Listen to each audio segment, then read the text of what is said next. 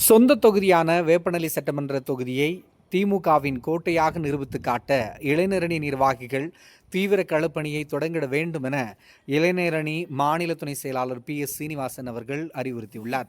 கிருஷ்ணகிரி மேற்கு மாவட்டம் வேப்பனலி சட்டமன்ற தொகுதியில் குறிப்பாக சூளகிரி ஒன்றியத்தில் திமுகவின் இளைஞரணி நிர்வாகிகள் பட்டியல் வெளியான அடுத்த நாள் திமுகவின் இளைஞரணி துணை அமைப்பாளர்கள் இருவர் அதிமுகவில் இணைந்தனர்.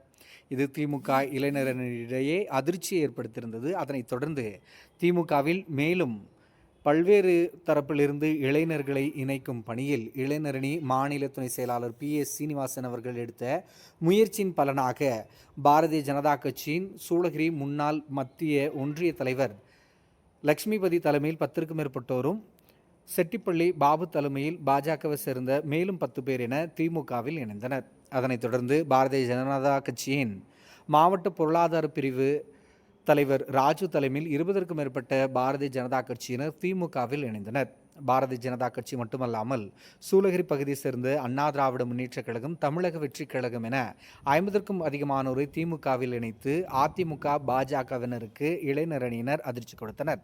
கடந்த 10 நாட்களில் 100க்கும் அதிகமானோரை, குறிப்பாக இளைஞர்களை திமுக தனது பக்கம் இழுத்துள்ளது. இது திமுக இளைஞரணி நிர்வாகிகள் மற்றும் கட்சியினரிடையே புத்துணர்ச்சியை ஏற்படுத்தியுள்ள நிலையில் இளைஞரணி மாநில துணை செயலாளர் சீனிவாசன் அவர்கள் தனது சொந்த தொகுதியான வேப்பனலி தொகுதியில் திமுக மீண்டும் வெற்றி பெற்று திமுகவின் கோட்டை என நிரூபிக்க இளைஞரணி நிர்வாகிகளுக்கு ஆலோசனைகளை வழங்கியுள்ளார்.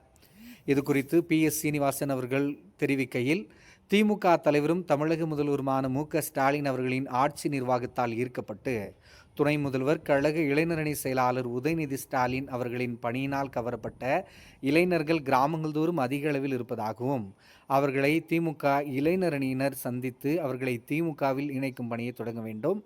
எந்த உதவிகள் என்றாலும் கிருஷ்ணகிரி மேற்கு மாவட்ட திமுக செயலாளரும் ஒசூர் எம்எல்ஏமான ஒய்பிரகாஷ் அவர்கள் உதவிட தயாராக இருப்பதால் வேப்பனல்லி தொகுதியில் யார் வேட்பாளராக களமிறங்கினாலும் திமுகவின் கொடி பறந்திட திமுக இளைஞரணி நிர்வாகிகள் தீவிர களப்பணியில் ஈடுபடுமாறு குறிப்பிட்டுள்ளார்.